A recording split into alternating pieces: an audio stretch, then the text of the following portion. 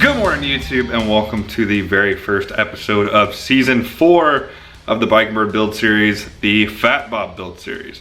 But before we do any building, as you can tell, this garage is kind of dirty, and this camera is... okay, yeah, that's better. Clean camera, clean garage. I already put the bike up on the lift because you guys have seen that a million times. If you have seen this channel before, if you haven't, my name's Justin. Welcome to this channel I call Bike and Bird, where we take stock bikes such as this one and turn them into one-of-a-kind builds. The reason I do one-of-a-kind builds is we're not doing any major fabricating. We're not building the bike from the ground up, but the paint shit and put parts on build series just doesn't have the same ring to it, you know? If you'd like to watch the 3 previous seasons to this, I'll go ahead and include a link down in the description to check those out. Also, I'm going to put a link down to the video explaining what we're doing to this bike and kind of the idea behind the concept. And I also answer a bunch of other questions that you probably have. Future Justin, go ahead and put up a thumbnail of what that video looks like, because you're probably gonna forget to put a link, so. Also, Miss Bird's here. It's my wife, Miss Bird. That's my wife. I guess you're Mrs. Bird now, right? That is correct. Yeah, whatever. Anyways, on today's episode. So first on today's agenda is going to be lifting up this rear end. We did get a shock extension from one of our returning sponsors, third time that this sponsor's been on the channel, and that's going to be Bung King. They make all sorts of stuff for dynos, fat bobs, you name it. After we are done with that, we are going to be moving on to either the license plate relocation bracket, also from Bung King, or the crash bar up front, also from Bung King. And then once all of the Bung King parts are installed, we're gonna switch over to some handlebar nonsense fitting things. I'll talk about that a little bit later in the episode. For now, let's get to work.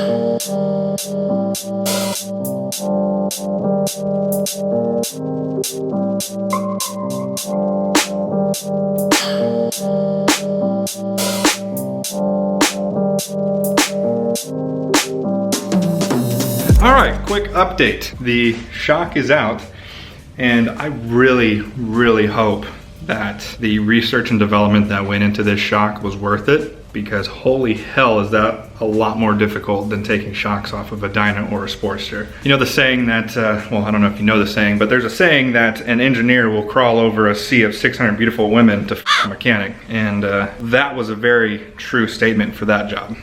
But we got the shock out. This is the Bung King extension.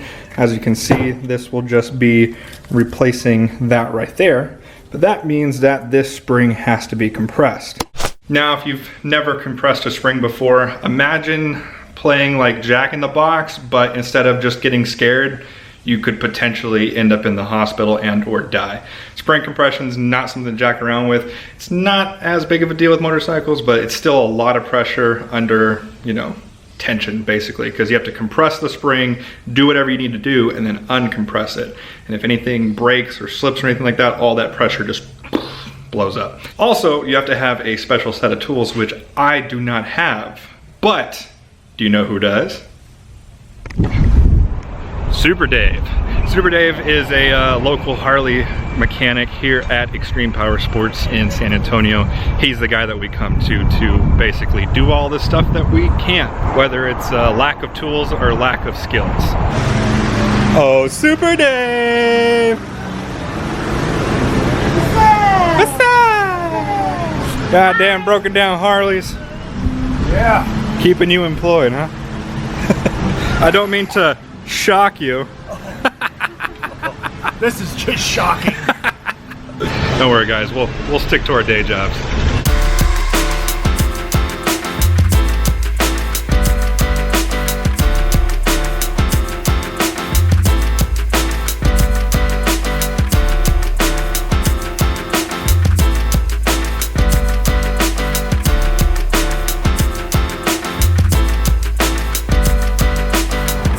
All right, so got the spring all nice and connected. Baby, come check out this dirt bike. This is the size I want to get for you. What do you think? Looks good to me. Are you sure? I feel like this is more your speed. Yeah, I could definitely touch on that one. Can you touch on the 125?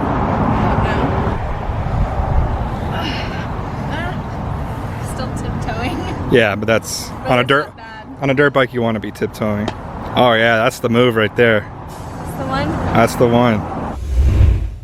And we are back in the garage. We took a little break, grabbed some lunch. I remembered I wanted to point out something about this before. I can hear you internet mechanics typing away already.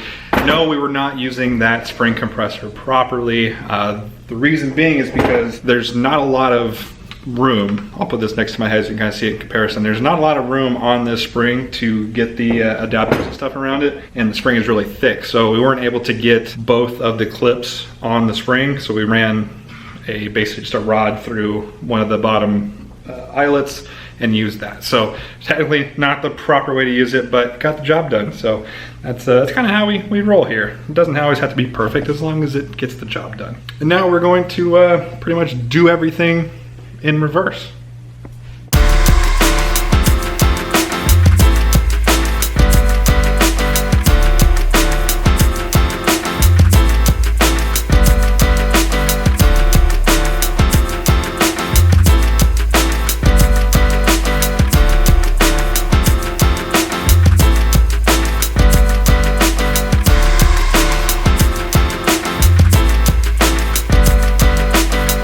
So the new shock, or same shock but with the extension, is now in. As you can see, got a little gap going down that way now.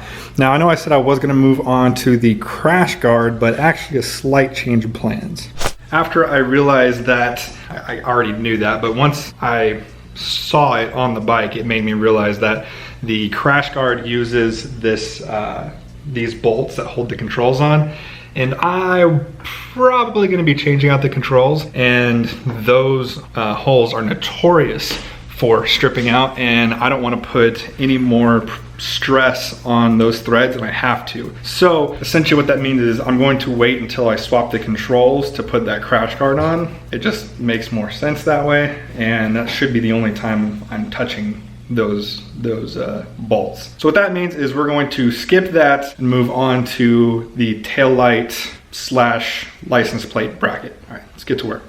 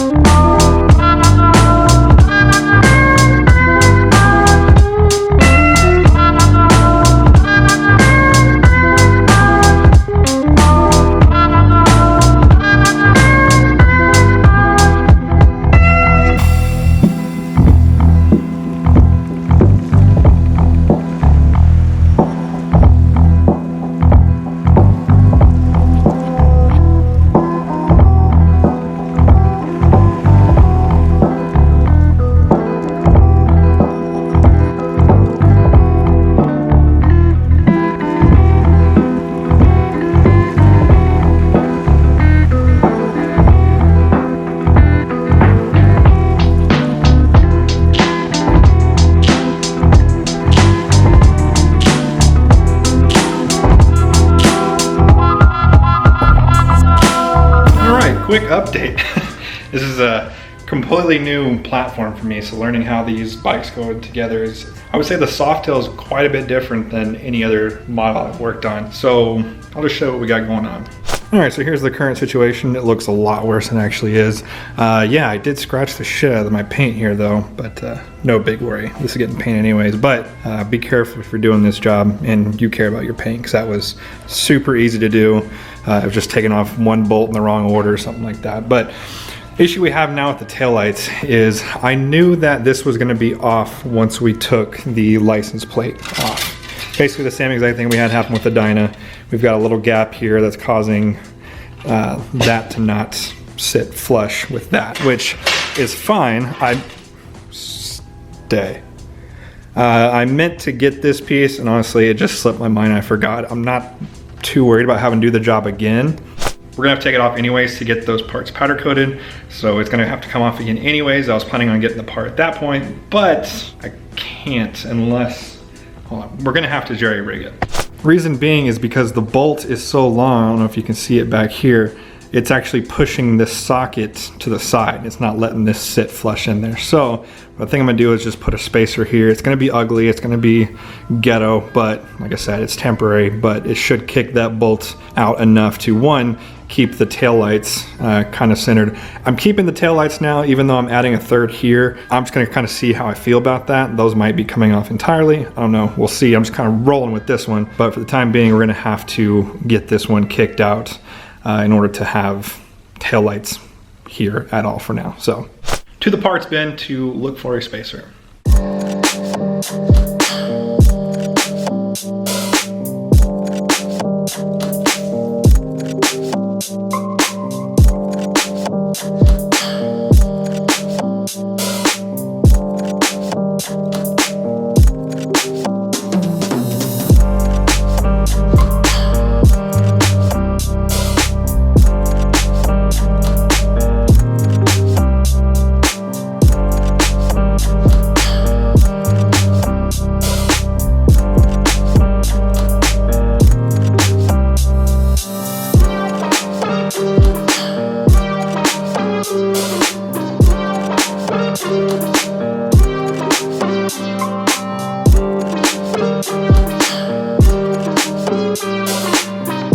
One more update for you guys before we move on to something else.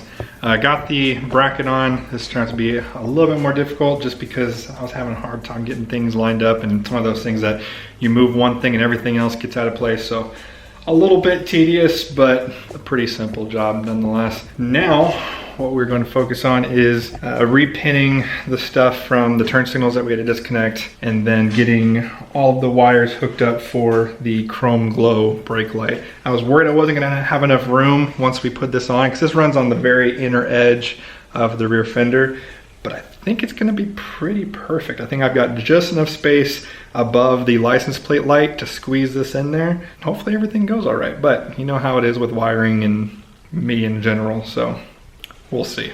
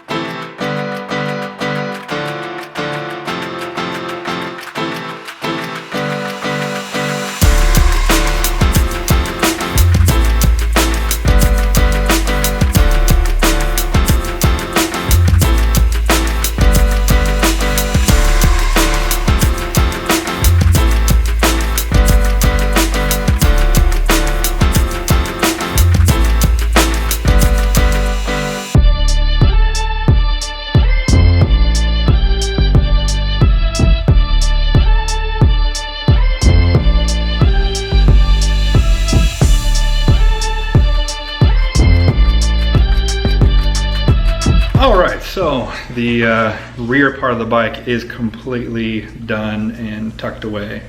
Got the license plate relocation done. I think it really cleans up the back of the bike. This is actually off by, I think I measured 1/8 of an inch, so it's still not perfect. But like I said, that's just temporary. Also guys, this clickbait license plate, it's not real. My real license plate is right underneath that. I got this just to kind of, you know, troll the internet. That's why you see that blue tape up there. It's to let me know like, hey, you don't have a real license plate on the bike. But that way I don't have to cover up my, I'm covering up my real license plate, but at the same time it's kind of funny and decorative, but not real, unfortunately. But yeah, really cleaned up the back of the bike. Let me see, show you the chrome glow tail light. It looks really good, guys. Camera really doesn't do it justice. This is actually supposed to come all the way down the side, and as you can see, the lights are actually tucked back there, but because of this relocation bracket, I wasn't able to do that, but it still looks, I mean, just super clean, super sick. So very happy with that. Very high quality stuff, really high quality LEDs. Gives you very clear instructions, even has step-by-step pictures of the actual bike that you're installing it on, which you don't see very often. Even shows you the colors and how to wire up everything. So Chrome Glow, very nice product. I'll go ahead and throw all that information down the description, as well as links for everything Bung King related that we did. Oh yeah, the stance of the bike. Now websites believe I said about 1 3/4 inches, and that's pretty accurate from what I'm seeing now. Of course, I haven't measured it, but we do actually have fender gap now, which we did not have before. So it's definitely going to be noticeable. So now what we're gonna do is get the bike down level to where I can sit on it, and we're gonna pull these handlebars off. Not completely off, we're just doing a very quick test fit. So unbolt the risers, bolt on the T-bars, just to see where everything sits before we make any changes, if we need to make any changes.